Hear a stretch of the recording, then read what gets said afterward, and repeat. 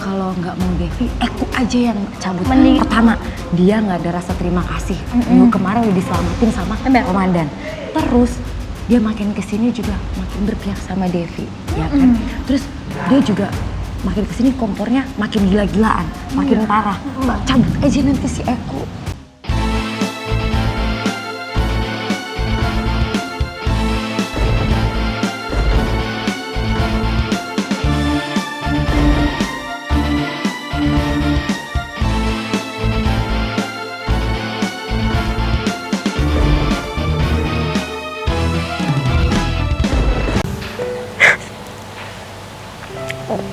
Terima kasih udah mendidik Rohma sampai menjadi seperti ini. Buat Bapak, terima kasih. Tanpa Bapak, Rohma gak bisa di sini. Bapak berjuang, biarpun gak ada uang. Bapak berjuang cari kerja kemanapun supaya anaknya itu bisa makan. Kalau ngedengerin orang kayak gini, suka ingat orang tua kan.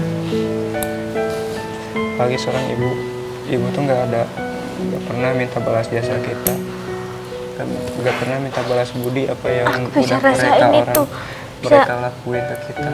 Tapi sebelum kita menikah, mungkin kita belum bisa merasakan sebagai seorang ibu kan. Tapi nanti kalau kita sudah punya anak, baru ngerasain apa itu rasanya jadi seorang ibu, ya kan?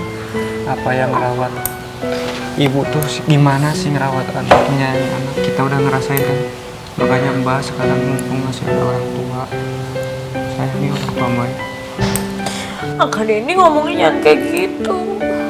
Ya emang benar Yohan. Kalau misalkan orang tua tuh kita nggak pernah bisa beli jasa mereka, nggak pernah bisa bayar jasa mereka. Cuman doa yang bisa balas jasa mereka. Ya ngerasa bersalah juga sih, waktu itu sempat gue kayak diemin bokap gue, nggak mau nelpon dia. Terus gue kayak mikir, ngapain sih gue nelpon dia lagi. Gue sempat nganggep bokap gue tuh kayak udahlah, gue anggap dia udah mati gitu kan. Tapi tahu cerita Kak Rohma kayak gitu, gue jadi ngerasa bersalah. Mungkin juga bokap gue selama ini kayak nanyain kan, anak gue kemana, nggak nelpon gue. Bahkan karena dia sakit, gue juga nggak tahu. Gue tahu kabar dia sakit dari orang. Karena tak kasih tahu yang nggak ada, orang tua yang nggak sayang anaknya itu nggak ada. Iya, makanya aku ngerasa bersalah. Seberapa bencinya orang tua ke anak, nggak mungkin dia tuh benci. Paling dia tuh kadang orang tua tuh marah sama kita, bukan berarti dia benci, tapi dia itu sayang sama kita, mengasih tahu kalau ini tuh salah. Tapi masih ada sekarang. Menurut nih, kalau saran dari aku, mumpung dia masih ada, mending maafin semua kesalahannya. Terus kamu jangan sampai benci lagi sama dia. Bahagiain dia meskipun dengan kabar dari kamu doang. Karena orang jangan tua sampai tuh benci. nggak pernah minta uang. Jangan sampai kayak aku udah gede, udah bisa nyari duit sendiri, tapi mau ngasih orang tua udah nggak ada. Bapakku udah nggak ada. Makanya nanti pulang dari sini aku mau ketemu papa. Udah lama banget, udah 9 tahun aku nggak ketemu.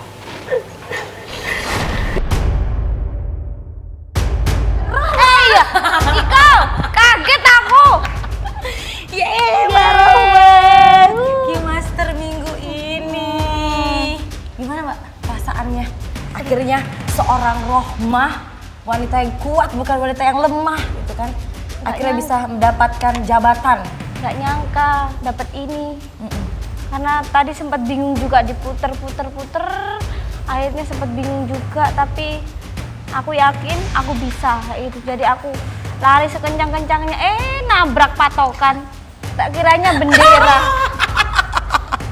Terus Mbak, kira-kira Mbak Rohmah ada nggak gambaran yang nanti di malam eliminasi bakal dicabut kuncinya? Tapi nggak usah gede-gede, cuma aku aja yang tahu. Tapi bukan aku kan? Pastilah ada. Kira-kira siapa sih Mbak? Tapi janji bukan aku kan ya? Nanti itu jadi rahasia tersendiri buat saya. Sholat istikharah dulu. Strategi dari seorang Rohma wanita kuat gitu ya.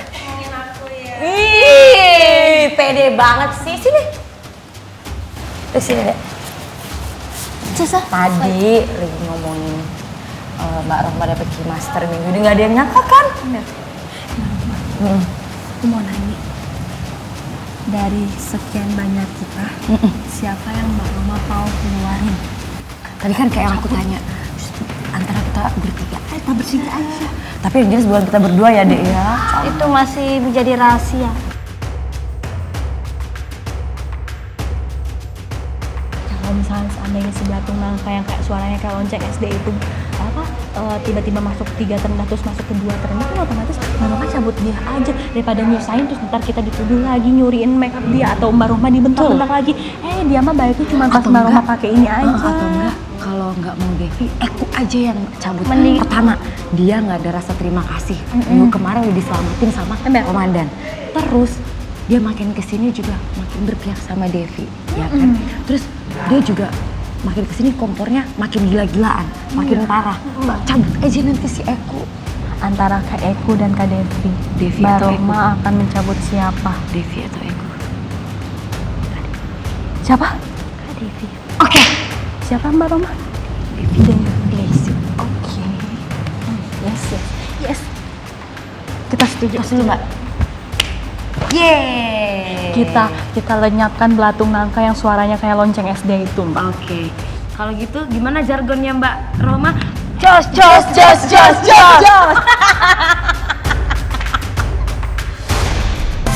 Di sini, bodyguard. Iya. Nah, gitu. Oh, jangan dibanting, jangan. Nih komandannya sekalian bersihin nih Kang Kumail. Udah. Kalau kamu pengen cari cowok yang benar, gak perlu janji tapi bukti. Sampai sekarang dia udah ngebuktiin belum buat mama kamu? Belum. Buat kamu sendiri belum kan? Belain cewek lain lagi. Oke lah ya kalau bentak ceweknya masalah pribadi atau masalah apa. Ini belain Devi dan bentak-bentak kamu gitu loh, ceweknya dia. Ya. Tapi dia kenapa begitu ya? Kan aku nggak pernah bikin Nah salah. makanya Yohan, pikir lagi. Makanya kamu harus berpikir, bukan buta dengan cinta. Ngerti nggak? Tadi aku bilang kamu harus fokus di sini tuh cari yang terakhir. Kamu posisinya 3 terendah terus karena kamu nggak fokus di sini, fokusnya justru malah kamu pacaran.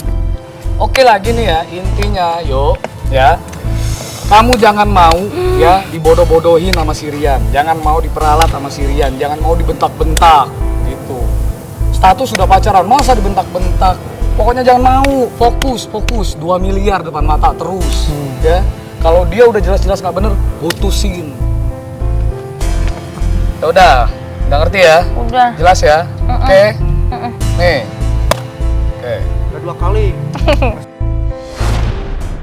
Persaingan terus berlanjut dan bukan hanya itu.